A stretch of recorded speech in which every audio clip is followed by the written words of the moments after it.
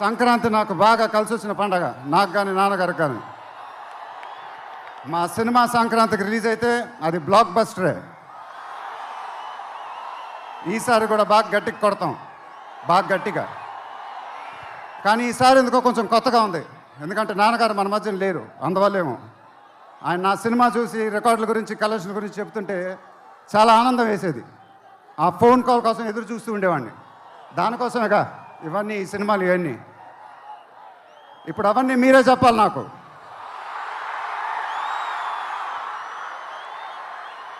ఇక నుంచి మీరే నాకు అమ్మ,